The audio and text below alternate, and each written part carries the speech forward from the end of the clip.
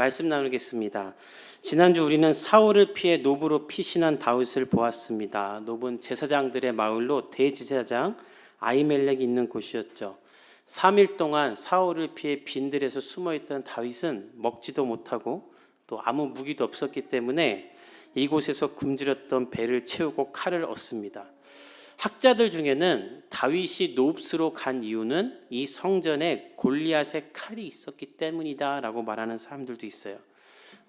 이 칼이 다윗이 하나님의 이름으로 나아가 승리를 얻은 것을 상징하는 칼이기에 다윗이 가지러 간 것도 있지만 블레셋은 철기 문화가 발달한 나라였죠. 그래서 칼 중에도 메이드 인 블레셋인 칼은 특별히 너무나 좋은 칼이었다고 해요. 게다가 블레셋의 가장 강한 장수 골리앗이 갖고 있는 칼이니 어떤 칼보다 강한 칼이지 않겠습니까? 우리 영화 보면 주인공의 칼은 이렇게 짱 하면은 졸개들의 칼은 부러지는데 주인공의 칼은 절대 부러지지 않잖아요. 그죠? 그런 칼이었을 것이라는 거예요. 그래서 아히멜렉이 칼을 달라고 하는 다윗에게 이 성전에는 장식품으로 사용되고 있는 골리앗의 칼밖에 없다라고 말할 때 다윗이 그거보다 더 좋은 칼은 없다라고 말하죠. 그러니까 이 칼을 얻으려고 다윗은 성소를 간 거예요. 그래서 다윗은 하나님의 성소에서 자신에게 필요한 떡과 칼을 얻습니다. 오늘 본문은 그 뒤에 일어난 일인데 우리 10절을 한번 같이 읽어보겠습니다. 10절 시작. 그날에 다윗이 사울을 아기스에게로 가니 제사장 아히멜렉을 만나 떡과 칼을 얻은 그때에 성경은 다윗에게 두려움이 들어왔다고 합니다. 원문을 보면 사울의 얼굴을 두려워하기 시작했다라는 말로 이제 사울을 만날까봐 두려워했다라는 거예요. 왜 사울을 만날까봐 두려워했냐면 지난주에 기억나시죠? 다윗이 이 노베 제사장의 집에 왔을 때 도액이라는 사울의 최측근을 만나게 되죠. 2주 뒤에 보겠지만 그는 사울이 내리는 명령이라면 끔찍하고 말도 안 되고 해서는 안 되는 짓이라도 다 하는 사람이에요. 아히멜렉을 비롯한 제사장 85명을 나서서 죽이는 사람입니다. 그러니까 다윗은 이 사람이 어떤 사람인지 너무나 알기 때문에 이 도액이 곧 자신의 행방을 사울에게 알릴 것을 미루어 짐작했어요. 그래서 내가 이렇게 가만히 있다가는 곧 사울을 만날 것이고 사울에게 죽을 수도 있겠다 싶어서 가드왕 아기스에게로 도망갑니다. 가드는 어디인가? 블레셋의 5개 도시 중 하나로 다윗이 죽인 골리앗의 도시예요. 그리고 아기스는 그 도시의 주인인 왕인 사람이에요. 근데 다윗이 이곳으로 도망갔다는 것은 말이 안 되는 거예요. 우리나라로 따지면 이순신 장군이 일본으로 도망간 거예요. 그러니까 이런 말도 안 되는 짓을 다윗이 지금 왜 했는가? 표면적으로는 나를 막 죽이려고 하는 사울이 너무 지겹고 막 이제 더 이상 이 나라 어디도 안전하지 않으니까 블레셋으로 가면은 거기는 못 오겠지 하고 간 것 같지만 성경은 분명히 말하기를 이 도망간 원인은 그에게 두려움이 급습하여 그가 갑작스럽게 내린 잘못된 결정이라는 거예요. 블레셋은 어떤 나라입니까? 하나님에게 원수된 나라, 이방신을 섬기며 하나님을 모욕하던 나라이죠. 하나님의 궤를 빼앗아다가 자신의 신들 밑에다 놓던 악한 사람들. 그래서 하나님이 자신의 능력으로 수차례 이 블레셋을 심판하셨죠. 그런 블레셋으로 하나님이 기름 부은 사람이 피난을 간다는 것이 말이나 되는가? 이 하나님이 기뻐하시지 않는 일이에요. 그럼 다윗은 왜 하나님이 기뻐하시지 않는 이런 결정을 내리는가? 그 안에 두려움이 들어왔기 때문이에요. 이 두려움이 들어오면 사람은 이렇게 잘못된 판단을 하게 돼요. EBS에서 제작한 두려움에 대한 다큐를 본 적이 있는데 사람이 두려움을 느끼게 되면 사람에게 어떤 일이 일어나는가? 정신과 전문의인 최주현 씨가 어떤 말을 하냐면 두려움은 인간이 자기가 연약한 걸 알기 때문에 스스로를 보호하기 위해 만들어낸 경보 시스템이래요. 그래서 두려움을 느끼면 사람은 어떻게 하냐면 갑자기 소변이 마려워진대요. 왜 소변을 놓으려고 하냐면 몸을 가볍게 한다는 거예요. 두려워서 빨리 도망가려고. 그리고 사람 안에 두려움이 들어오면 식욕이 떨어진대요. 왜? 많이 먹으면 배불러서 못 도망가니까. 그래서 두려움이 들어오면 인간적으로 본능적으로 인간은 몸을 가볍게 한답니다. 그래서 사람이 긴장을 하면 이렇게 호흡이 빨라지고 맥박도 빨라지고 근육이 경직되는 이유도 빨리 도망가려고 이 몸을 데피는 거래요. 육체적인 뿐만 아니라 정신적으로도 사람은 두려움이 임하면 몸을 경량화하듯이 생각도 경량화를 하는데, 사람이 두려움이 느껴지면 생각을 단순화하고 생각의 양을 줄인다고 합니다. 빨리 도망가야지 이 생각 말고는 다른 생각을 안 한대요. 그래서 음악가들이 열심히 준비하고 음악회를 하면서 두려움이 임하면 연주할 생각을 안 하고 도망가고 싶은 생각만 하는 거예요. 운동선수 중에 두려움이 임하면 자신에게 찬스가 안 오길 바랍니다. 페널티킥 차라 그래도 안 차고 싶어져요. 왜? 도망가고만 싶은 거예요. 즉 두려움이 임하면 사람에게는 어떤 일이 일어나는가? 도망은 가는데 방향을 잃어버린 채 무서워서 아무데로나 뛰어가게 된다는 거예요. 다윗이 그런 거예요. 제가 여원이랑 데리고 어딜 가면 여원이가 이 소리에 민감해요. 그래서 오토바이 소리가 나면 무서워해요. 팍 도망가려고 해요. 근데 오토바이 소리가 나면 오토바이를 향해 도망가요. 그래서 제가 뛰어가서 확 잡아야 돼요. 다윗이 그렇게 한 거예요. 사울이 너무 두려우니까 무서워져가지고 방향을 잃은 채 생각을 경량하고 가서는 안 되는 블레셋으로 간 거예요. 어떻게 다윗이 이렇게까지 할 수 있는가? 그 이유가 성경에 분명히 나와 있는데 21장 전체를 보면 다윗이 성소에서 떡과 칼은 구했지만 하나님을 구했다라는 말이 없어요. 그래서 떡과 칼은 있지만 두려움이 임한 거예요. 다윗이 사울을 피해 성소로 간 것은 잘한 것입니다. 그리고 거기서 대제사장에게 떡과 칼을 구한 것도 잘한 거예요. 문제는 그 다음에 이제 하나님이 주신 이 떡과 칼을 가지고 내가 어디로 가야 될지를 구했어야 돼요. 그런데 다윗은 그것을 구하거나 하나님 앞에 떡과 칼을 주신 것을 감사하지도 않아요. 지난주에 봤지만 아히멜렉이 이 떡과 칼을 주는 것은 율법에 위배되는 것이죠. 그럼에도 불구하고 아히멜렉은 다윗 뒤에 계신 하나님의 큰 섭리가 있음을 알고 이것을 내어줬어요. 그러면 다윗은 그것을 가지고 하나님 앞에 감사하는 마음을 가지고 어디로 가야 될지를 구했어야 돼요. 근데 그러지 않고 그냥 사울을 생각하며 두려움에 빠지니까 방향을 잃은 거예요. 떡과 칼은 있지만 하나님이 없어진 거예요. 그러면 다윗을 잘 생각해 보세요. 다윗이 골리앗을 만날 때 무슨 말을 합니까? 너는 칼과 창과 방패와 단창으로 나오지만 나는 만군의 여호와 이름으로 나간다고 했죠. 근데 이제는 다윗이 떡과 칼은 있지만 하나님이 없어진 사람이 된 거예요. 저는 여러분의 삶 가운데 이런 일이 없기를 예수님의 이름으로 축복합니다. 그렇기 위해 떡과 칼만 구할 것이 아니라 하나님의 지혜와 음성과 인도하심을 매일매일 구하기를 간절히 바랍니다. 안 그러면 떡과 칼을 가지고 방향이 틀어진 사람이 되는 거예요. 저는 이 시대의 그리스도인들이 다 이런 다윗과 같은 상태가 아닌가 싶어요. 우리는 공부도 많이 하고 아는 것도 많지만 방향을 잃어버린 사람들처럼 살아가요. 우리나라가 불과 5년 전만 해도 마약 청정 국가였죠. 얼마 전에 봤더니 빌라에서 마약을 재배하는 사람도 있었고요.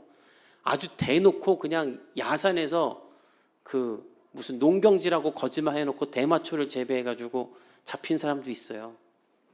사람이 풍요로워지니까 사람들이 다 방향을 잃어버렸어요.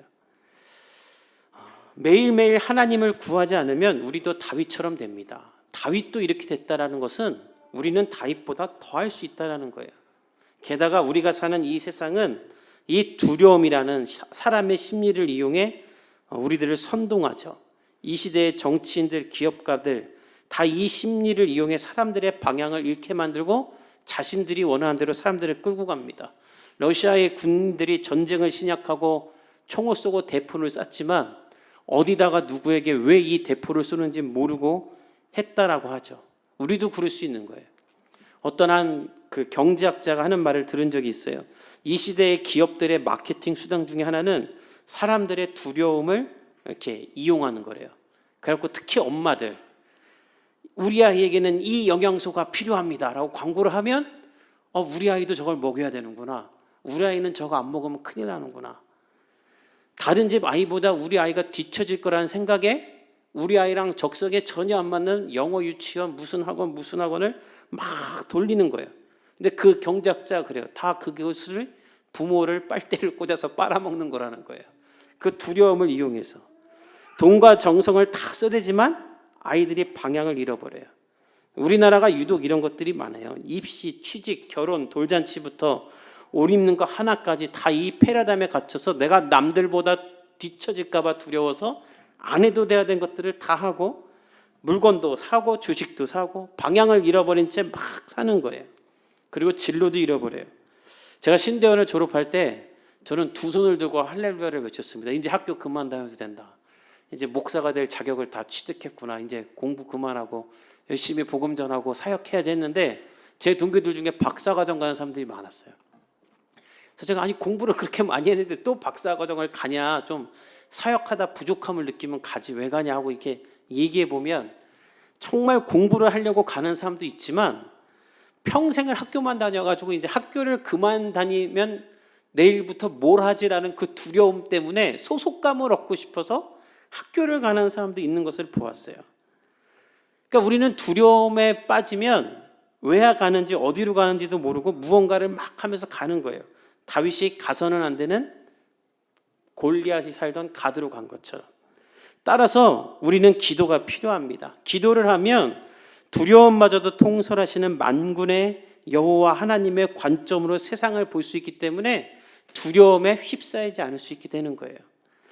32살에 서울대 음대 교수가 되어서 최연소 교수 기록을 세운 바이올리니스트 김다미 씨가 한 인터뷰에서 이런 말을 한 적이 있어요. 본인이 무대 공포증을 겪은 적이 있대요. 집안에 아주 안 좋은 일이 있어서 그 안 좋은 일을 가지고 무대에 올라가서 연주를 하려고 하니까 그냥 도망만 가고 싶었대요. 아무리 세계적인 연주자여도. 근데 그때 그 자기가 참여했던 그 페스티벌에 그 정신 심리학을 하시는 분이 계셨는데 그분을 만나서 상담을 했더니 그분이 이런 말을 했대요.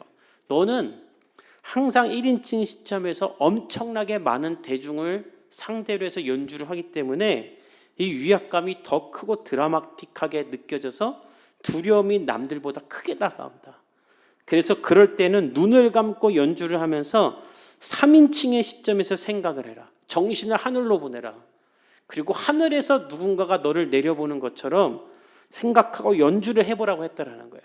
정말 눈을 감고 그렇게 연주를 했더니 그것이 극복이 됐다라는 거예요. 우리의 삶의 기도가 바로 그런 것입니다. 내 삶에 두려움이 올 때 하나님 앞에 엎드리고 기도하면 하나님은 우리를 하나님의 높이, 하나님의 관점, 하나님의 시선에서 볼 수 있게 해주세요. 그래서 방향을 잃지 않고 즉흥적으로 행동하지 않고 하나님의 뜻대로 행동하게 돼요. 그러나 두려움이 찾아온 다음에 하는 기도는 소용이 없어요. 여러분 생각해 보세요. 두려움이라는 것은 예고하지 않고 옵니다. 그냥 평소처럼 출근했는데 갑자기 직장 상사가 두려움이 있는 정보를 나에게 주기도 하죠. 평소처럼 일어났는데 갑자기 몸이 아파서 두려움이 오기도 하고 평소처럼 일어났는데 갑자기 집안에 어려운 일이 생겨서 두려운 일이 생기게 해도 돼요. 그래서 우리는 잘못된 상향으로 갈 수가 있어요. 이 연약함을 이겨내기 위해서는 여러분들이 매일매일 하나님 앞에 엎드려 기도하는 이 습관이 필요해요. 그 습관을 오늘부터 기를 수 있기를 예수님의 이름으로 축복합니다. 다윗은 그렇게 하지 못해요. 그래서 사고가 나요. 우리 11절을 읽어봅시다. 시작. 아기스의 신하들이 아기스에게 말하되 이는 그 땅의 왕 다윗이 아니니까. 사울이 죽인 자는 천천히요 다윗은 만만히로다 하지 아니하였나이까 한지라.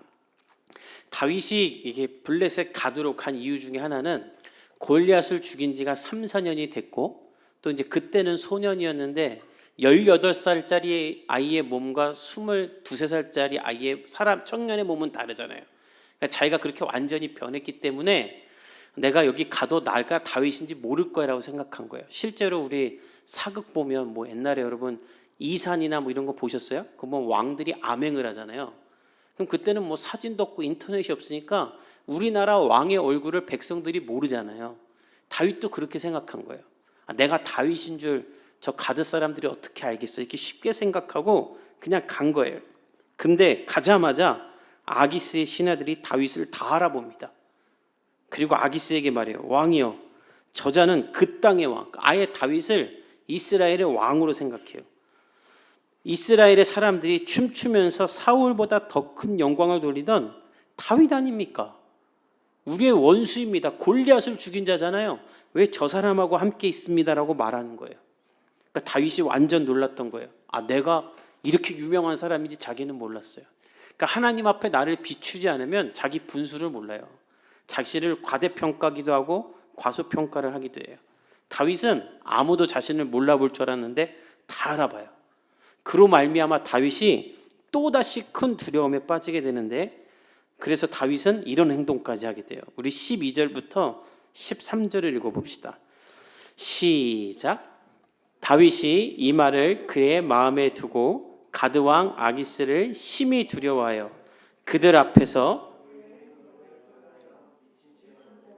대문짝에 그적거리며 침을 수염에 흘리매. 신하들이 하는 말을 듣고 다윗은 또 두려워하게 됩니다. 근데 오늘 본문의 특징이 있다면 다윗이 두려워했다는 말이 두 번이나 나오는 거예요. 첫 번째는 사울을 두려워했다, 두 번째는 아기스를 두려워했다. 하나님을 쫓아가지 않으니까 골리앗 앞에서도 두려움이 없던 사람이 이젠 사울도 아기스도 두려워하게 되는 거예요. 그 결과 어떤 행위를 하는가? 갑자기 행동을 변하게 했다. 13절에 보면. 그러니까 멀쩡했던 다윗, 너무나 준수하고, 그러니까 다윗은 망명하러 간 거예요. 그래서 아기스도 야, 저렇게 준수한 청년을 내 병사로 둬야겠다. 저는 다윗이 아니라 요나단입니다. 그러면 다윗인지 요나단인지 어떻게 알아요? 저렇게 준수한 애 내 옆에 다야지 하고 있는데 아기스의 신하들이 저 사람 다윗입니다라고 했더니 갑자기 미친 척을 하면서 대문짝에 그적거리고 침을 수염에 흘려요. 너무나도 미친 척을 잘해요. 학자들은 그가 왜 이렇게 미친 척을 잘했을까라고 추정하기를 사울이 하던 미친 척을 하도 많이 봤기 때문에 그것을 그대로 따라한 게 아닐까라고 말하는 사람도 있어요. 저는 그거 같아요. 이 미친 척으로 모두를 속여요. 어떻게 미친 척 하냐면 본문에 보면 대문짝에 그적거렸다. 이것은 성문 앞에 저 문에서 막 그적거렸다는 거고요. 침을 수염에 흘렸다는 것은 이스라엘에서 수염은요 위엄과 존귀를 상징해요. 그래서 수염은 아주 그냥 나를 나타내고 증명하는 거예요. 거기에 침을 막 질질 흘렸다는 것은 아주 제대로 미친 불결한 사람임을 뜻해요. 다윗이 갑자기 이런 행동을 막 하는 거예요. 그래서 어떤 분들은 이 장면을 보고 다윗은 이렇게 눈치가 빨랐습니다. 순발력이 좋은 사람이죠. 여러분들에게도 이런 음기운변이 있길 바랍니다라고 말하는데 아니에요. 이것은 두려움에 사로잡힌 자가 오직 도망가기 위해 다른 생각은 하지 못하고 하는 또 다른 수치스러운 행동인 거예요. 이게 하나님 앞에 얼마나 큰 죄입니까? 하나님이 기름 부은 사람이 이방 나라 사람들 앞에서 미친 척하고 있는 게. 아기스는 그런 다윗을 보며 말합니다. 우리 14절에서 15절을 읽어봅시다. 시작. 아기스가 그의 신하에게 이르되 너희도 보거니와 이 사람이 미치광이로다. 어찌하여 그를 내게로 데려왔느냐? 내게 미치광이가 부족하여서 내 앞에서 미친 짓을 하게 하느냐? 이 자가 어찌 내 집에 들어오겠느냐 하니라. 아기스가 말합니다. 봐라, 저 자가 어떻게 다윗이냐? 미치광이지. 니네들 지금 감히 내 앞에 미친놈이 부족해갖고 우리나라에 저런 사람을 들어오게 했냐? 그 15절에 내 집에 들어오게 했느냐는 저런 미친놈을 왜 내 나라에 들였냐 이 말이에요. 그래서 신하들을 막 혼내요. 그리고 다윗은 미친 척을 잘해서 생명을 구하게 됩니다. 저는 오늘 이 본문을 보면서 이렇게 살아난 다윗의 마음이 어떠했을까? 저는 그런 생각을 했어요. 이스라엘에서 사울이 죽인 자는 천천히고 다윗이 죽인 자는 만만이다. 사무엘이 기름 부은 왕이 될 사람, 근데 그 사람이 남의 나라 가서 살겠다고 이렇게 미친 척하고 있다가 살아서 나오면 다윗의 마음이 어떻을까? 비참했겠다. 그리고 자괴감이 들었겠다. 차라리 죽고 싶다라는 생각을 했을 수도 있겠다 싶어요. 그런데 여기서 미친 척해서 살아나와서 다윗이 시편을 하나 지어요. 그게 시편 34편인데 이 시편을 보면 다윗이 그렇지가 않아요. 그래서 전 여기서 한번 또 놀라요. 우리 자막을 통해 시편 34편 중에 6절에서 9절까지를 한번 읽어봅시다. 시작. 이 공고한 자가 부르짖음에 여호와께서 들으시고 그의 모든 환난에서 구원하셨도다. 여호와의 천사가 주를 경외하는 자들을 둘러 진치고 너희는 여호와의 선하심을 맛보아 알지어다. 그에게 피하는 자는 복이 있도다. 너희 성도들아 여호와를 경외하라. 그를 경외하는 자에게는 부족함이 없도다.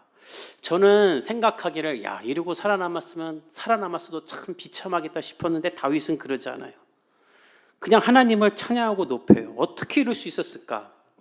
다윗은요, 아기스 앞에서 미친 척하면서 살아나게 된 이 모든 비참한 현실이 하나님 때문이 아니라 나의 잘못임을 인정했기 때문이에요.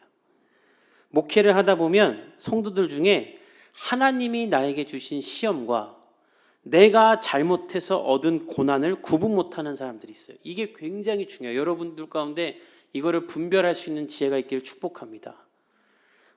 지가 잘못해서 어려움 겪으면서 주님 왜 나에게 이런 시험을 주십니까? 원망하는 사람도 있어요. 그럼 계속 시험 가운데 있는 거예요. 이게 내가 잘못해서 얻은 거구나. 이걸 빨리 깨닫고 하나님 앞에 회개하고 하나님의 도우심을 얻는 기도를 해야 되는데 하나님 탓을 하면서 하나님 앞에 대들어요. 그러니까 기도를 해도 계속 고난에 빠져요. 또 반면에 하나님이 주시는 시험인데, 그래서 하나님이 나를 이렇게 잘 사용하기 위해 단련하시는 건데 그것을 구분하지 못하고 나는 이거밖에 안 돼 하면서 자신을 탓하면서 어두움 속으로 들어가는 사람들도 있어요. 이거는 둘 다 잘못된 거예요. 우리가 이 세상을 살아갈 때 어려운 일이 당하면 가장 먼저 이 고난이 하나님이 주신 시험인지 내가 자초한 잘못인지를 구분해야 돼요. 다윗은 그것을 구분한 거예요. 사울로부터 당하는 피난은 하나님이 나를 훈련하기 위한 고난임을 깨달았고, 아기스에게 가서 고난을 당한 건 내 잘못임을 다윗은 깨달은 거예요. 그래서 다윗은 무슨 기도를 하는 거냐면, 아기스에게 가서 이런 수치를 당한 나의 잘못이 있음에도 불구하고 하나님이 미친 척을 하는 나를 살리신 것에 대해 감사해서 나와서 하나님을 이렇게 찬양한 거예요.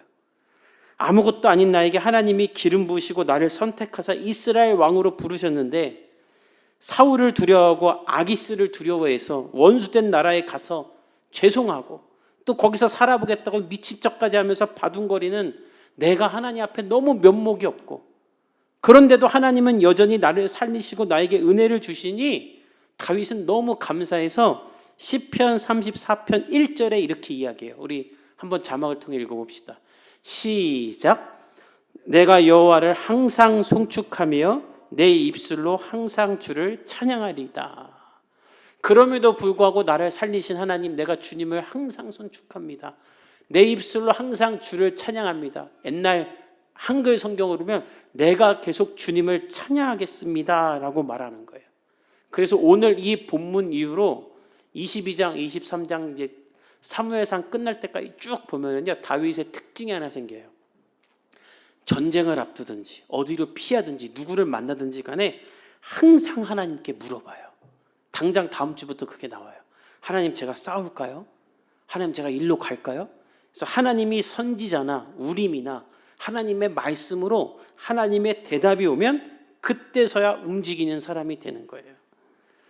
오늘 이 본문을 통해 우리가 깨닫고 기억할 것은 무엇인가? 저와 여러분이 다윗처럼 철저하게 하나님의 음성을 구하고 하나님의 인도하시는 방향을 따라서만 사는 인생이 되기를 예수님의 이름으로 축복합니다. 그러기 위해서 매일 떡과 칼만 구하는 것이 아니라 하나님을 구하며 하나님을 바라보는 삶이 되기를 바랍니다. 두려움에 사로잡혀서 방향을 잃고 아무데로나 뛰어가면 안 돼요. 또한 하나님이 주시는 시험과 나의 과오를 분별할 수 있기를 바랍니다. 그래야 하나님이 회복하시는 길로 빨리 들어설 수 있어요. 돌아오는 한 주 이 말씀을 기억하며 저와 여러분이 항상 하나님을 송축하며 주님을 찬양하며 하나님께 방향을 두고 살기를 간절히 바랍니다. 오늘 하루 여러분을 점검해 보세요. 내가 하려는 일, 내가 애쓰는 것은 내가 남들보다 뒤처졌기 때문에 두려워서 하는 것인가? 아니면 하나님의 방향에 맞는 것인가? 여러분이 하나님 앞에 나아갈 때 하나님이 여러분을 선하고 의로운 길로 인도하실 줄 믿습니다. 우리 함께 기도하도록 하겠습니다.